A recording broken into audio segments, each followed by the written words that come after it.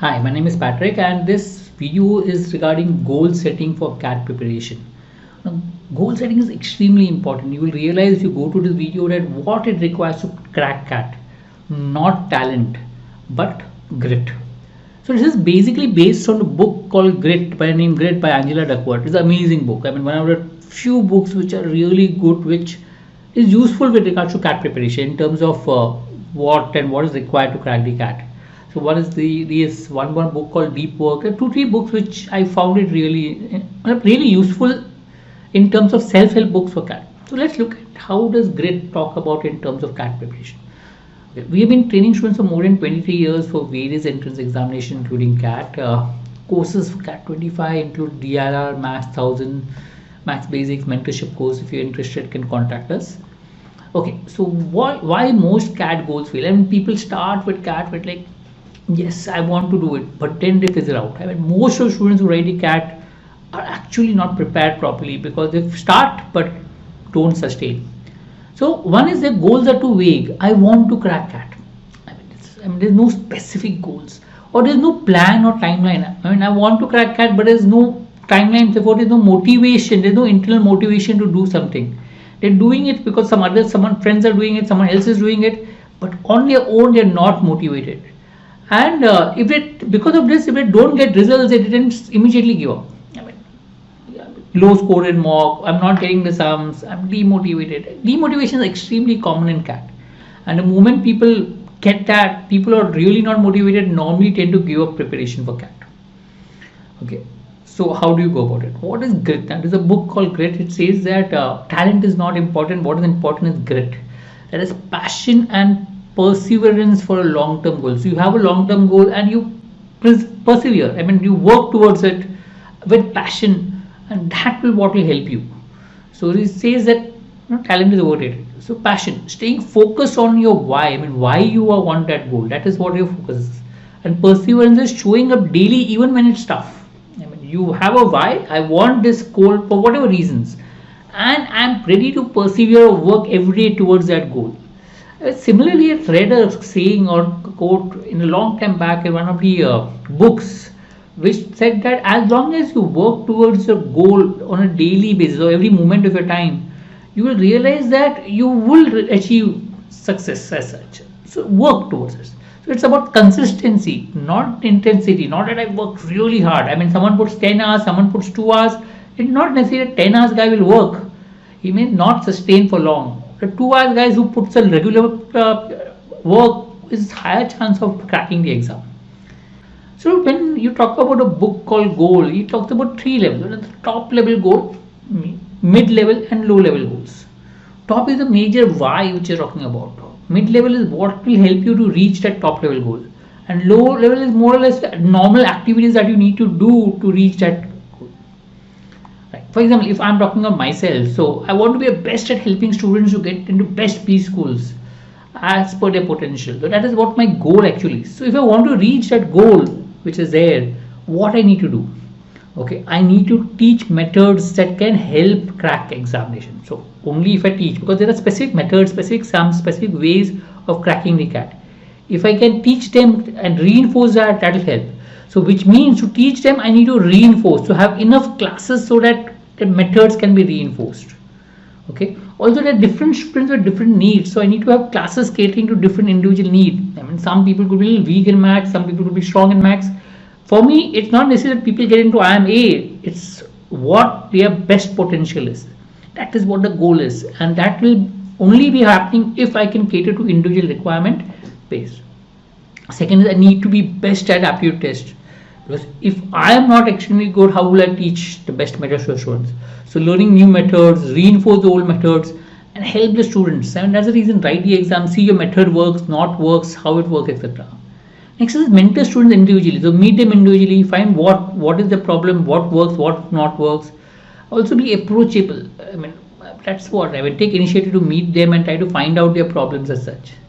Also make students aware about what all is there. I mean, have good contents as far as possible. Your Road to 100 series, we have a Patrick, we have different series that help students in terms of preparation. So these are mine. So you have to create your own. Like this would be a top level goal. This would be the middle level goals. right? And these goals are what low level goals which you talk about, where you need to do these activities so that you reach your goal. I'm just giving an example in my perspective.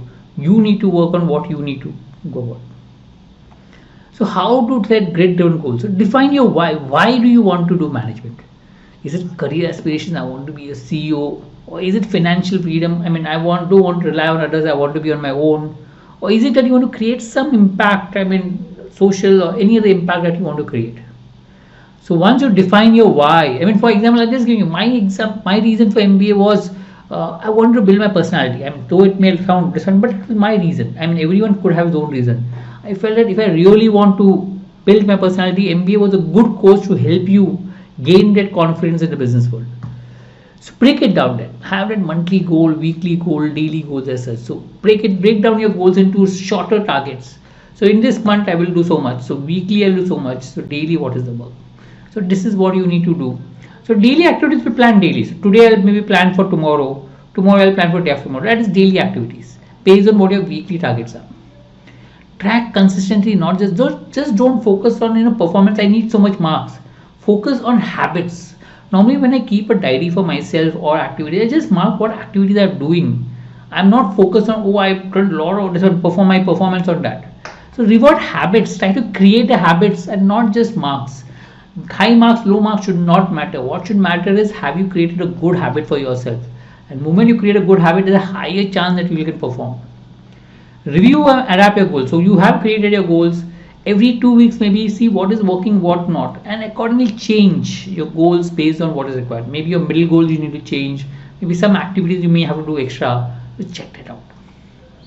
So there are examples, a lot of students. I mean, I had a student who was there, academic students, very weak in maths. I remember after syllabus got complete and she started writing mocks. The first 3 mocks she got negative marks in maths. I mean, all the questions were wrong. She got devastated. She's saying, I'm giving up CAT. There's no point taking it up because negative marks in maths is not. So we somehow convinced her that since you already gone through it, apply, give one attempt, and then you can always take admission somewhere else. But at least give one attempt. So she said fine. So we started with saying that let's get 0. I mean, don't write any questions in the exam. So she started with 0 marks.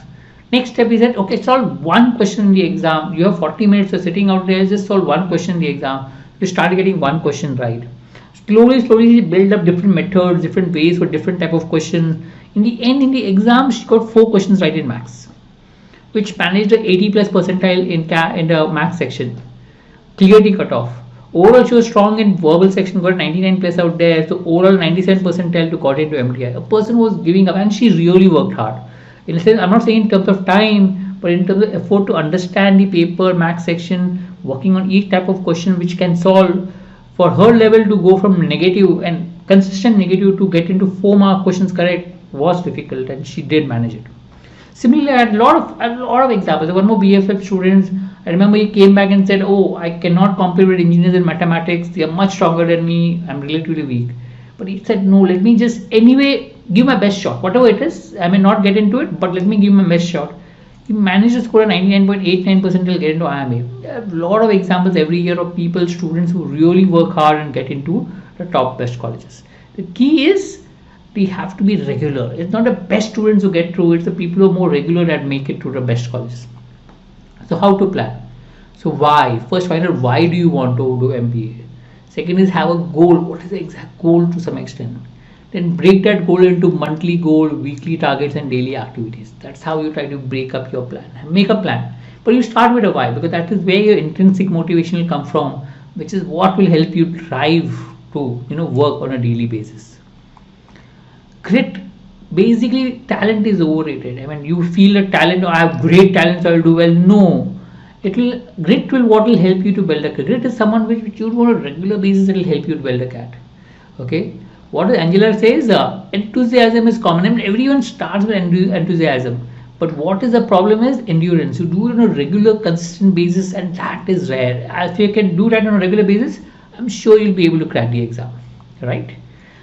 Great. I hope this helps. We'll come up with more videos that will help you with regards to preparation for CAT and to crack the CAT. If you're writing the CAT exam, do subscribe to our channel. Thank you.